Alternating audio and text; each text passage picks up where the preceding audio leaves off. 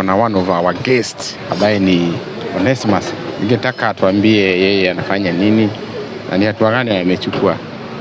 Yes, I'm Onesimus and I'm still a student at the great technical wanafunzi katika chuo kikuu cha TUK, Technical University of Kenya. And I pursue 2 degrees there. Una pursue degree? 2 degrees. 2 degrees. Not just one. Yeah. Gani na gani? Kwanza naitwa Bachelor of Finance and Commerce. Na ya pili nafanya Bachelor of Science in Chemical Engineering. Yes. Na ni kinini kilikufanya ukaanza hiyo kufanya hiyo mambo ya kuchanganya chemical?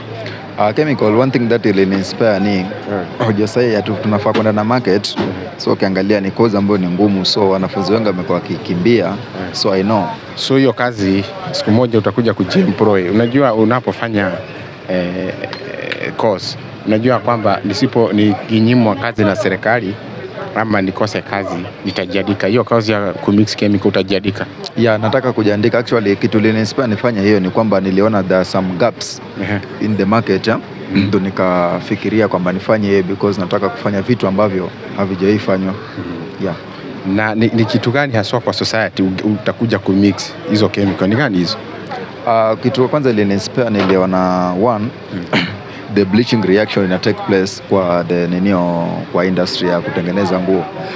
Male clothes ukiangalia they are bleaching, inakuta umenunua nguo lakini bado inakuja ina fade. So my main factor alikuwa nataka kufanya ni nataka kutengeneza nguo ambayo it won't fade. Ile nguo original. Yeah. So badala watumie oxidation in bleaching, I will use reduction. Yeah, so ikiwa exposed to sun bado itabaki hivyo. Despite the changing climate, kama ni black itakaa black, kama ni mpya hivyo. Yeah. What about politics? Mambo ya politics namna gani? Mimi niliacha politics. So hakuna venye unaweza kuja usimame governor, senator? Siku hizi naangalia tu kwa TV.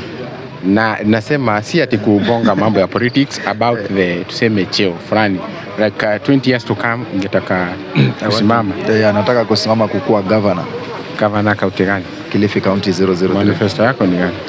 Manifesto yangu ni kwamba nataka kukuza uchumi wa pwani, maana naona umezorota sana. So kutoka now is it like around 20 years? Not really 20 years, around 2052 I'll be there. 2052. Do the world will exist that day? How will you know that the world will exist? It's just faith. Shukrani sana, barikiwa sana na wakanda to pursue your achievement. Sawa, asante, nashukuru.